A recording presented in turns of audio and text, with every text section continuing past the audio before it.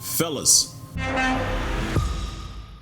probably wonder sometimes, how do I get my lady to support me? Right? And we'll always talk about men-women relationships. Like, how do you get the lady to engage and like believe in what you have to do? And you know as much as I do, because I'm married and I have a wife who has a husband who's crazy ideas. Just kind of literally our garage is filled right now with 500 love capsule boxes because I got crazy ideas, but she supports it. So how's that possible? How do I have that happen and she doesn't freak out? There's a couple of things I want to talk to you about. First off, it is, in our world we live in nowadays, it's very, very normal to have a big dream, right? It's a bigger and brighter, but at the end of the day, when you talk about having a relationship with a woman, there's certain things that she needs. My wife's also a dreamer, big go-getter, entrepreneur, so we have this balance back and forth, and not everybody is like her, and that's totally normal. However, when it comes to your relationship and your work connection there, like us as guys, sometimes our work becomes who we are. Right, it's a connection piece, and we choose a person that we want to have close to us, and we don't realize that the person we choose is the puzzle we chose to solve, not Tom's puzzle, not Nick's puzzle, like your puzzle. Anthony's puzzle is my wife Christina. I chose that one. So the reality is you're going to have to keep in mind that as you create this thing, you're going to figure out, or have to figure out, to make it great, this business you want to create, this new dream, how do I also have this thing weave in to be able to solve the puzzle, which is my wife? Because you know very well that if you create something and do well, but your relationship at home is not too great, you can't celebrate it when you win. It sucks because you have no one to pour into. On top of that, you're missing out on one of the biggest assets to your ability to create something, which is the support from your partner. When you have support and freedom to go, you don't have that weight on your heart when you're doing that work because they're waiting at home and they're angry because you're doing stuff forever. So I want to talk about, for the most part, how do we get someone to support us, right?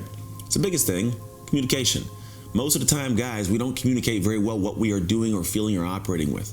So for me, one of the big things that I do with my wife is I try to communicate with her to the extent that I over communicate, and she lets me know. I'm sure your girl does too.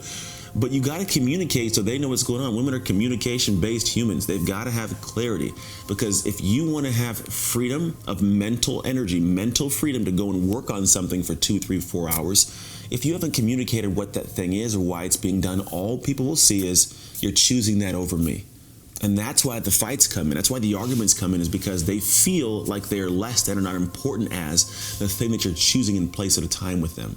So be very clear and communicate what this is, why it has to be done right now, and what's going on, right? It's the biggest thing, is communication's key. Then stick to your word.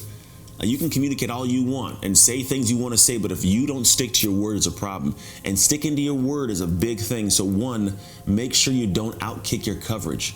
Don't promise something you can't actually adhere to. When I was younger, when I came out of the NFL, I was going to the gym business. I was like, I'm going to be able to make 6 figures within the next 90 days. I know I was naive and didn't realize that it wasn't ever going to happen. But I made this promise, and I promise you, for years, that was something that kept getting brought up, because I made a promise I didn't follow through with. And so the reality is, don't outkick your coverage. Also, when it comes to making sure you stick to your word, it's in the small things. If you say you're going to be done in an hour, be done in an hour. Don't be done in an hour 10 or an hour 20, because it causes problems, because they feel less than. Imagine if you had a meeting set up for somebody and they showed up 15 minutes late. Do you think they valued your time? No. So if you say you're going to do something, stick to it. There's a big reason why. When you don't outkick your coverage and you actually make a promise you can meet, when you adhere to your time, if you say I'm going to be done in an hour or 2 hours and you're done at that time and go spend time, what happens is they see that you value them in a certain way. When you go over or you don't follow with the promise, people feel devalued. Your spouse will feel devalued. Therefore, they'll feel like they're less than. You get into arguments. It's a big problem. The third thing when it comes to this is be where you are when you are. Because if you think about what happens with a lot of people, is that they'll be with their wife or with their spouse and they're still at work mentally. And they can tell. They can feel it. You're distant. And now what happens is there's resentment that gets built up with the work that you do. And if there's a resentment with the work you do, they don't support you doing it. When I had my gym business, my wife literally hated going to the gym because of everything I'd promised and hadn't met and hadn't gone through for a whole lot of years, to where there was a negative energy anytime I brought the gym up. But this was the business I had in the beginning, because I hadn't done things right to follow through. I hadn't been honest and integrous with what I was going to get done. So at the end of the day, you got to make sure you stick to it and follow through, because when you can do that, it's much, much better for your life. Now here's the kind of culmination of all this. as men and as women as well, we have this inherent internal desire to leave a legacy. Like all we do when it comes to like sex is we travel around and leave a legacy, right? We're gonna plant our seeds, like so the rest of the world can populate from us. There's a legacy desire. And part of it anchors this need to do that thing that we know is calling to us that we cannot put into words. Like you know as well as I do, there's something that you feel like you're called to do, and it's like, I don't even know if I can put into words sometimes, but I'm supposed to be getting this thing done. That's the potential within you calling. Like, and for me, that's what I do. I'm always looking at what potential is there for the human I want to work with, the human that Anthony wants to be, and how do we roll into it. And if you don't navigate the things I just talked about, you're going to always fall short of reaching your potential. You'll find that as you consistently try to create stuff, you'll have this contention back and forth with a person that you want to be around to celebrate with when you win, but they're not supporting you right now, right? And the reason they're not supporting you, I promise, is not because they don't believe in you.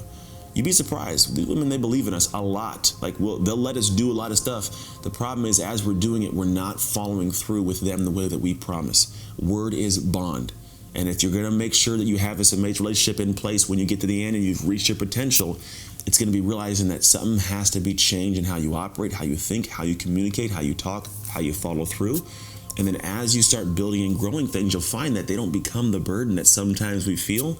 They become the fuel to your fire. When they feel like you respect and care about them the way they want to be respected and cared about, they will tell you, hey, I see you working on a thing. Take an extra 30 minutes, take an hour. Imagine how good that would feel to get that, like, take an hour, like, oh, she believes in me. It's a different level of respect. You're only going to get that when you give it to begin with. So if you can do that, if you can find a way to navigate these conversations, you'll find that your potential that keeps calling you will be fulfilled.